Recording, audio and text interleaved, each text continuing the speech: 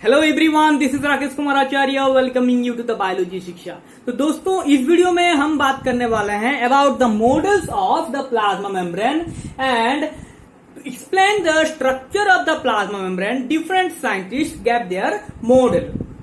Plasma membrane का structure किस तरीके का दिखता है उसको बताने के लिए ये मॉडल सब डिफरेंट साइंटिस्ट दिए हैं। तो पहले जो मॉडल आता है वो बन जाता है द ओवरटन मॉडल।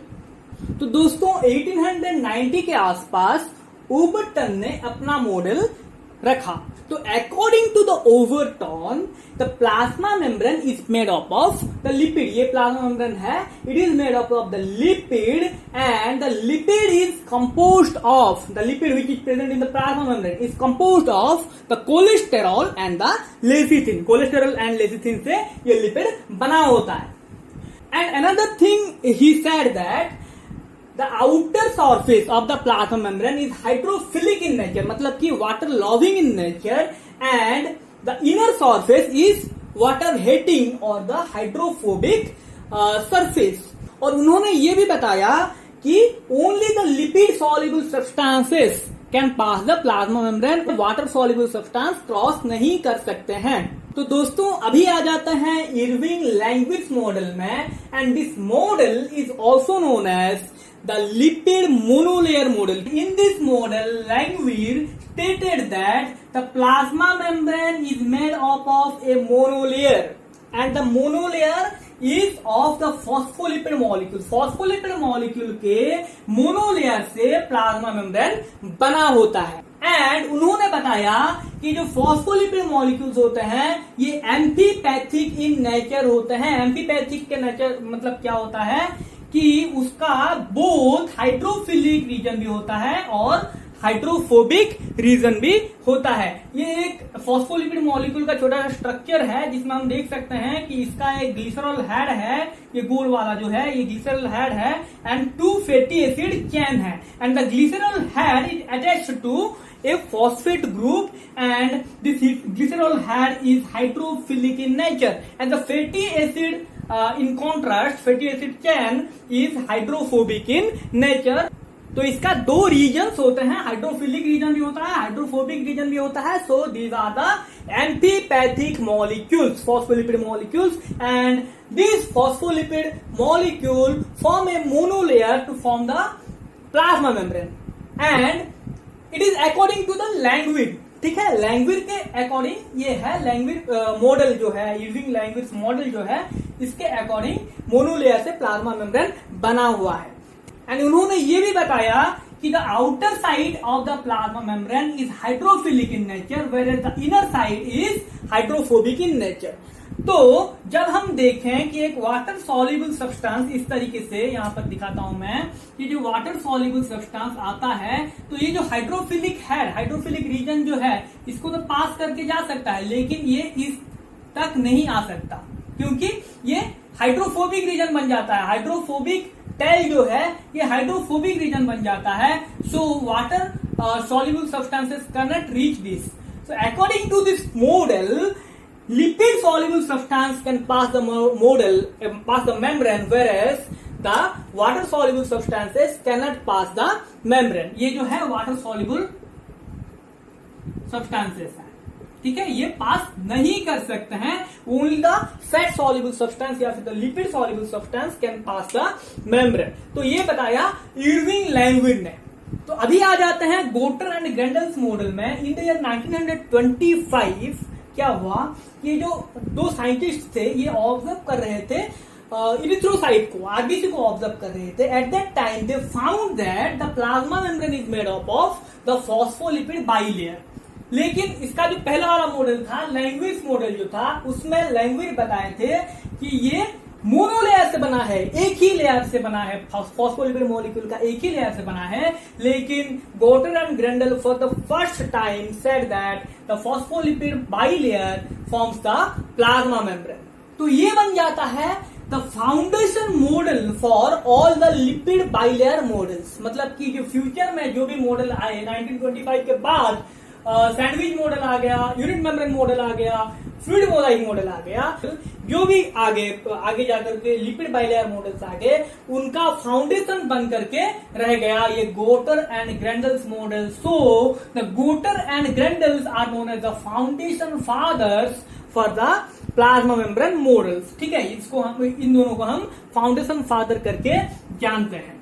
तो दोस्तों, जब हम इस मॉडल का कुछ ड्रॉबैक्स देखें तो ये जो साइंटिस्ट थे गोटर एंड ग्रेंडल, उन्होंने सिर्फ इतना ही बताया कि फॉस्फोलिपिड बाइलेयर से बना होता है प्लाज्मा मेम्ब्रेन। उन्होंने प्रोटीन्स के बारे में कुछ भी नहीं बताया कि इसमें प्रोटीन्स भी होते हैं, कार्बोहाइड्रेट्स भी होते हैं, कोलेस्टेरॉल्स भी होते हैं, कुछ भी नहीं बताया। एंड उन्होंने प्लाज्मा मेम्ब्रेन के कुछ इंपॉर्टेंट प्रॉपर्टीज के बारे में भी नहीं बताया, जैसे कि मेम्ब्रेन फ्लूइडिटी हो गया, सरफेस टेंशन हो गया, लिपिड मोबिलिटी हो गया, ये सब के बारे में भी उन्होंने कुछ भी अपना मॉडल में नहीं बताया। So this is about the Gorter and Grendel's model of the plasma membrane. The next model is the Danielli and the Davson model और द सैंडविच मॉडल। आइए देखते हैं। तो दोस्तों, अभी आइए देखते हैं the sandwich model of the plasma membrane. In the year 1935 it was given by the Danielli and Davson, so it is also known as the Danielli and Davson's model of the plasma membrane. तो डैनियली and डैप्सन इसको sandwich model करके क्यों नाम दिए थे? क्योंकि जब हम देखते हैं सैंडविच को तो ये बन जाता है एक ऊपर का ब्रेड, नीचे का ब्रेड एंड बीच में कुछ टफिंग प्रेजेंट होता है।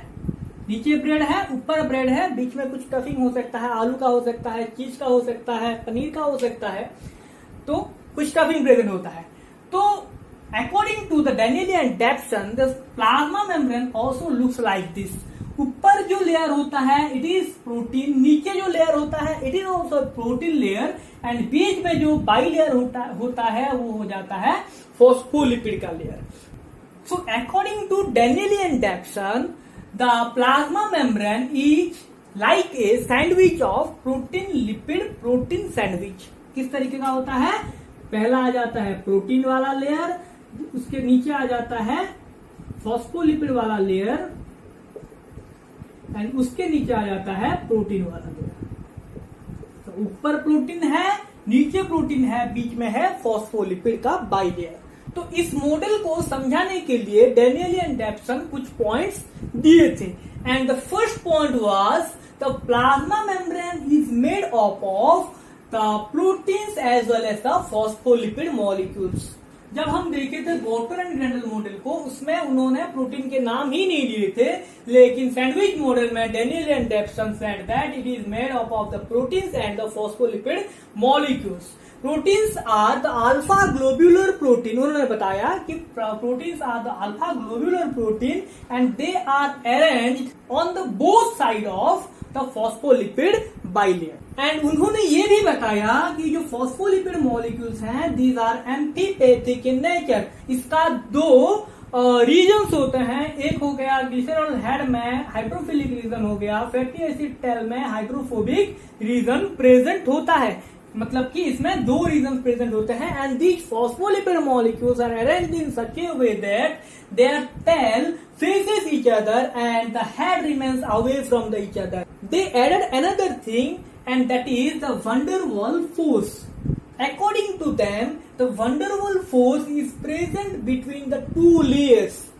ठीक है, ये जो दो लेयर्स हैं फॉस्फोलिपिड मॉलिक्यूल्स के जो दो लेयर्स हैं, इनके बीच में एक फोर्स प्रेजेंट होता है and that is known as the van der Waals force। And वो जो फोर्स है ये दोनों लेयर्स को जोड़ करके रखने का काम करता है, van der Waals force। ठीक है, सो this is about the sandwich model of the plasma membrane.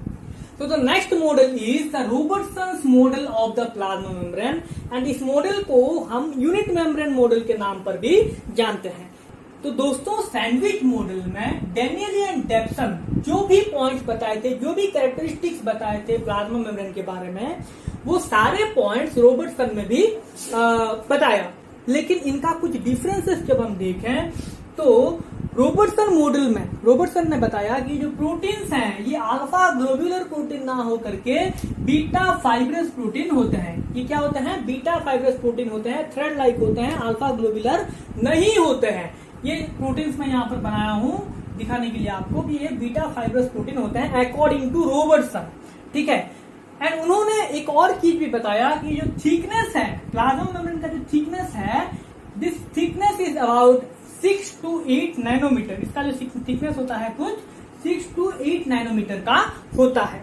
तो दोस्तों जैसे कि यहाँ पर हम देख रहे हैं कि सैंडविच मॉडल हो या फिर यूनिट मेम्ब्रेन मॉडल हो, उसका 3 लेयर्स होता है। पहला जो लेयर है प्रोटीन का लेयर होता है, दूसरा जो लेयर है फॉस्फोलिपिड बाइलेयर होता है, एंड तीसरा जो लेयर होता है प्रोटीन का फिर से लेयर होता है। तो 3 लेयर्स होते हैं ये मेम्ब्रेन मॉडल में, सैंडविच मॉडल में एंड द रॉबर्टसन मॉडल में। So these models are known as the trilaminar model. तो दोस्तों अभी तक हम जितने भी मॉडल्स देखे हैं, कोई भी ऐसा मॉडल नहीं है जो कि वाटर सॉल्युबल सब्सटेंसेस को मेम्ब्रेन के थ्रू पास करवा सकता है। तो एग्जांपल ले लेते हैं इस मॉडल का, यूनिट मेम्ब्रेन मॉडल का। सैंडविच मॉडल भी हो सकता है, जो भी मॉडल हमने है। तो यहाँ पर एक फैट सॉल्युबल सब्सटेंस में रखा, ठीक है। तो ये जो हेड्स हैं, फॉस्फोलिपिड मॉलिक्यूल्स के जो हेड्स हैं, ये वाटर लॉविंग है या फिर हाइड्रोफिलिक है। तो फैट के साथ इनका कोई लेन देन है नहीं, तो ये इस तरीके से यहाँ पर पास करके जा सकते हैं। And these phospholipid tails, the fatty acid chain tails जो हैं, ये भी हाइड्रोफोबिक है, वाटर हेटिंग है, लेकिन फैट के साथ इनका कोई लेन देन नहीं है। तो आराम से ये इस तरीके से पास करके आ सकता है। तो ये एक फैट सॉल्युबल सब्सटेंस था।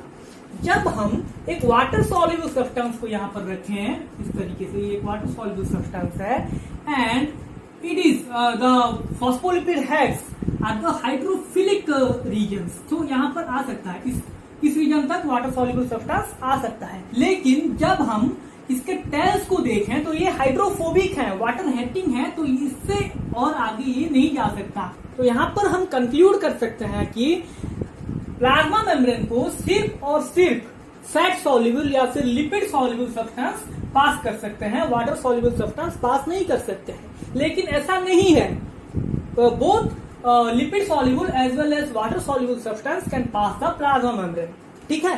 तो इसके बाद जो मॉडल है fluid mosaic model, it was given by Singer and Nicolson in the year 1972, and उस मॉडल में उन्होंने ये डिस्क्राइब किया है कि वाटर सॉल्युबल सब्सटेंस किस तरीके से ये मेम्ब्रेन को पास करता है, और ये जो फैट सॉल्युबल सब्सटेंस किस तरीके से ये मेम्ब्रेन को पास कर सकता है, ठीक है। तो आइए डिस्कस करते हैं about the fluid mosaic model of the plasma membrane, and this is the most accepted model of the plasma membrane. So this is the fluid mosaic model, and यहाँ पर मैं जो डायग्राम बनाया हूँ, ये एक ब्रीफ डायग्राम हम बोल सकते हैं, एक बेसिक डायग्राम बोल सकते हैं फ्लूइड मोजाइक मॉडल का। एंड इस वीडियो में हम फ्लूइड मोजाइक मॉडल का एक ब्रीफ आइडिया ही लेंगे, पूरा डिटेल्स में उसको हम नहीं पढ़ेंगे। इसका जो नेक्स्ट वीडियो होगा वो प्लाज्मा मेम्ब्रेन के स्ट्रक्चर के बारे में होगा, and in that video we will be discussing the structure of the plasma membrane on the basis of the fluid mosaic model. Fluid mosaic model को लेकर के, उसका जो बेसिस को लेकर के हम प्लाज्मा मेम्ब्रेन के स्ट्रक्चर को देखेंगे उस वीडियो में, ठीक है। इस वीडियो में सिर्फ एक बेसिक आइडिया हम लेंगे। तो हम कुछ पॉइंट्स देखते हैं जो कि सिंगर एंड निकोलसन ने बताया था फ्लूइड मोजाइक मॉडल के बारे में, ठीक है। And this is the most accepted model of the plasma membrane. पहले जो पॉइंट आ जाता है वो बन जाता है the plasma membrane is made up of the proteins and the phospholipid molecules. उन्होंने बताया कि प्रोटीन्स एंड फॉस्फोलिपिड मॉलिक्यूल्स दोनों मिल करके प्लाज्मा मेम्ब्रेन को बनाते हैं। एंड प्रोटीन एंड फॉस्फोलिपिड का जब हम रेशियो देखें तो 1:1 होता है। प्रोटीन जितना होता है फॉस्फोलिपिड मॉलिक्यूल्स भी उतना ही होता है। उन्होंने प्रोटीन्स के बारे में बताया कि जो प्रोटीन्स होते हैं ये अल्फा ग्लोबुलर प्रोटीन्स होते हैं। इसका जो पहला वाला मॉडल था वो था यूनिट मेम्ब्रेन मॉडल, जिसमें कि रॉबर्टसन ने बताया था कि बीटा फाइब्रस प्रोटीन होता है। उसका पहले जो मॉडल था वहां सैंडविच मॉडल में डेनियल एंड डेप्सन ने बताया था कि सैंडविच मॉडल में कि वो अल्फा ग्लोबुलर प्रोटीन्स होते हैं, ठीक है। तो इस मॉडल में भी, फ्लूइड मोजाइक मॉडल में भी ये एक्सेप्टेड है कि proteins alpha globular proteins. And दूसरा चीज उन्होंने बताया कि जो प्रोटीन्स होते हैं एक प्रकार के नहीं होता है, 2 प्रकार के होते हैं, 2 कैटेगरीज के होते हैं। And this categories are the integral और intrinsic protein and the peripheral और एक्सट्रिंसिक प्रोटीन। हम देखते हैं यहाँ पर कि ये एक प्लाज्मा मेम्ब्रेन का डायग्राम मैं यहाँ पर बनाया हूँ फ्लूइड मोजाइक मॉडल का। तो यहाँ पर फॉस्फोलिपिड बाइलेयर जो है इसके अंदर भी कुछ प्रोटीन्स प्रेजेंट होते हैं इस तरीके से। दे आर कंप्लीटली एम्बेडेड या फिर partially embedded in the phospholipid bilayer and this proteins are termed as the intrinsic protein. यहाँ पर मैं उसको लेबलिंग किया हूँ, this is the intrinsic protein, this is also intrinsic protein, this is also a intrinsic protein. Intrinsic protein को हम integral protein के नाम पर भी जानते हैं। The next protein is the peripheral protein or the extrinsic protein. These are present attached to the phospholipid heads और the protein. The integral protein के साथ वो अटैच हो सकता है इस तरीके से। यहाँ पर इंटीग्रल प्रोटीन से ये अटैच है peripheral protein and another protein is the peripheral protein that is attached to the phospholipid head. इसको हम नाम देते हैं लिपिड एंकर्ड प्रोटीन करके, देखेंगे नेक्स्ट वीडियो में हम उसके बारे में भी। यहाँ पर बेसिक देखते हैं कि ये पेरिफेरल प्रोटीन होते हैं and these are the integral protein completely और partially embedded inside the phospholipid bilayer. ठीक है दोस्तों, तो this is about the protein. उन्होंने बताया फॉस्फोलिपिड मॉलिक्यूल्स के बारे में कि फॉस्फोलिपिड मॉलिक्यूल्स जो होते हैं these are amphipathic in nature, जैसे कि हम जो जिससे पहले वाले वीडियोस में भी देखे हैं कि वो एम्फीपैथिक नेचर के होते हैं। एंड एम्फीपैथिक नेचर का मतलब है कि उसका both hydrophobic as well as hydrophilic region present होता है। The heads are the hydrophilic region and the tails are the hydrophobic region. ठीक है, एंड दे शोस मूवमेंट। ये जो मूवमेंट वाला जो चीज है कि ये मेम्ब्रेन जो है डायनामिक मेम्ब्रेन है, स्टैटिक ना होकर के डायनामिक मेम्ब्रेन है। डायनामिक का मतलब होता है कि ये मूव करता है, इसका कुछ मतलब फ्लूइड नेचर का होता है ये मेम्ब्रेन। ठीक है, फ्लूइड मोजाइक मॉडल इसको हम इसलिए जानते हैं क्योंकि ये मेम्ब्रेन जो होता है इसका कैरेक्टरिस्टिक कुछ फ्लूइड जैसा होता है। देखेंगे कैसे होता है। तो उसमें ये जो फॉस्फोलिपिड मॉलिक्यूल्स जो हैं ये मूवमेंट करते हैं। दो तरीके का मूवमेंट होता है, एक ट्रांजिशन मूवमेंट होता है, दूसरा फ्लिप फ्लॉप मूवमेंट होता है। ट्रांजिशन मूवमेंट का मतलब क्या होता है कि इस जगह में जो एक ही लेयर में मूवमेंट होगा। ठीक है, जब हम देखें ट्रांजिशन मूवमेंट को तो एक ही लेयर में फॉस्फोलिपिड मॉलिक्यूल्स का मूवमेंट होगा। ये लेयर फर्स्ट लेयर जब हम देखें तो ये जो फर्स्ट वाला जो फॉस्फोलिपिड मॉलिक्यूल है ये थर्ड में जा सकता है, थर्ड वाला फर्स्ट में आ सकता है, या फिर फर्स्ट वाला जा सकता है सेवेंथ में, या सेवेंथ वाला फर्स्ट में आ सकता है, सेकंड वाला जा सकता है एट में, एट वाला सेकंड में आ सकता है। इस तरीके से मतलब कि एक जो लेयर है मेम्ब्रेन का उसी में मूवमेंट होगा फॉस्फोलिपिड मॉलिक्यूल्स को, तो उसको हम ट्रांजिशन मूवमेंट के नाम पर जानते हैं। नेक्स्ट जो मूवमेंट आता है फ्लिप फ्लॉप मूवमेंट होता है and this is the movement of the phospholipid molecules between the two layers. दो लेयर्स में, मतलब कि ये जो पहला लेयर है और दूसरा लेयर है, दोनों में मूवमेंट होगा। इसका कुछ फॉस्फोलिपिड मॉलिक्यूल्स इसमें आ सकते हैं, इसका कुछ उसमें जा सकते हैं। ठीक है, पहला का दूसरा में आ सकता है, दूसरा का पहला में जा सकता है। इस तरीके का जब होगा तो उसको हम फ्लिप फ्लॉप मूवमेंट करके नाम देते हैं। प्रोटीन और फॉस्फोलिपिड के अलावा प्लाज्मा मेम्ब्रेन में और कुछ भी होते हैं। तो ये जो कोलेस्टेरॉल होता है वो मेम्ब्रेन फ्लूइडिटी जो है इसका एक प्रॉपर्टी होता है। प्लाज्मा मेम्ब्रेन का एक प्रॉपर्टी होता है मेम्ब्रेन फ्लूइडिटी, हम देखेंगे। ठीक है, मेम्ब्रेन फ्लूइडिटी को वो रेगुलेट करता है कोलेस्टेरॉल। ठीक है, ग्लाइकोप्रोटीन्स ग्लाइकोलिपिड्स भी उसमें प्रेजेंट होते हैं। So this is about the fluid mosaic model of the plasma membrane. So with this we have completed all the models of the plasma membrane. दोस्तों एक बात आपको मैं बताना चाहूंगा कि आपको नोट्स चाहिए इस models of the plasma membrane का, तो मैं आपको बताना चाहूंगा कि जो कुछ भी मैं यहाँ पर ये वीडियो में बताया हूँ, जो कुछ भी मैं यहाँ पर व्हाइट बोर्ड में लिखवाया हूँ, जो कुछ भी मैं यहाँ पर डायग्राम बनाया हूँ, सबको यदि आप बना लेते हैं अपने नोट्स में, सबको यदि आप लिख लेते हैं अपने नोट्स में, तो आपका नोट्स बन जाएगा। आपको नोट्स के लिए इधर उधर भागना नहीं पड़ेगा। So I hope you understood the topic well. So if you like the video, then hit the like button and subscribe to our channel. Thank you.